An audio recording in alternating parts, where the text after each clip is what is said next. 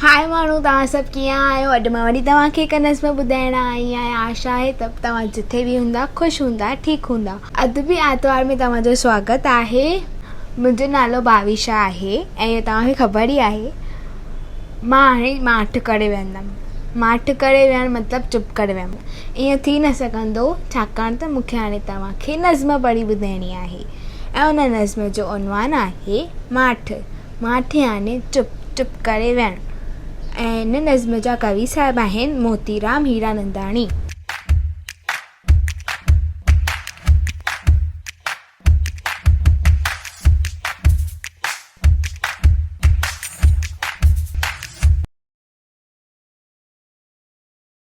अचो त हाणे असां इहा नज़्म शुरू कयूं।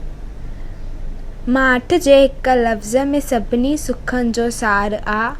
म में आ माखी मिलियल, ठ में समायल ठार आ।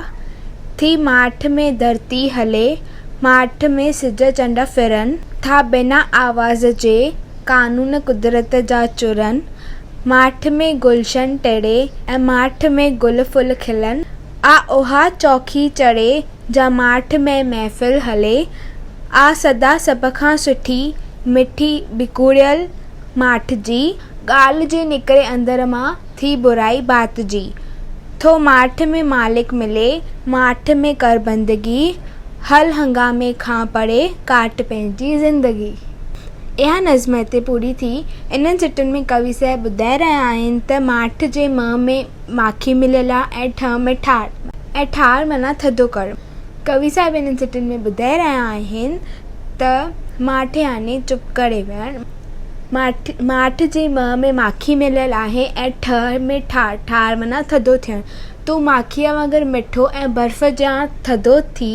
माना असां सभिनी खे असांजो सुभाउ मिठो ऐं थधो रखणु घुरिजे।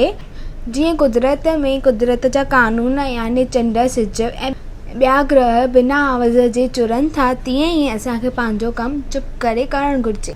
थो माठि में मालिक मिले, माठि में कर बंदगी, हल हंगामे खां परे काट पंहिंजी ज़िंदगी। हिननि सिटनि में कवि साहिब ॿुधाए रहिया आहिनि त तूं अगरि तोखे मालिक सां मिलणो आहे त तूं माठि में रहो, माठि में तूं बंदगी कर। जेको माठि करे वेहण में मज़ो आहे उहो ॻाल्हाइण में कोन्हे। हिन दुनिया जे हंगामे खां परे थी करे तूं पंहिंजी ज़िंदगी काट। हिते इहा नज़्म पूरी थी। मूंखे इहा नज़्म ॾाढी वणी, पर हिननि सिटुनि में कवि साहिब माठि जे तरीक़े सां मेडिटेशन लाइ ॿुधाए रहिया आहिनि। आई होप तव्हांखे इहा नज़्म वणी हूंदी। त वीडियो खे लाइक कजो, चैनल खे सब्सक्राइब कजो, कमेंट में बि ज़रूरु ॿुधाइजो ऐं तव्हांखे काई पोयम असां सां गॾु शेयर करणी हुजे त उहो कमेंट में ज़रूरु शेयर कजो। माठि करे वेहणु इहा सही ॻाल्हि आहे, पर हर कंहिं ॻाल्हि में माठि करे वेहणु सही न आहे। पंहिंजे हक़नि लाइ विढ़णु खपे ऐं आवाज़ु उथारणु खपे। हाणे असां मिलंदासीं ॿिए वीडियो में। Thank you, by.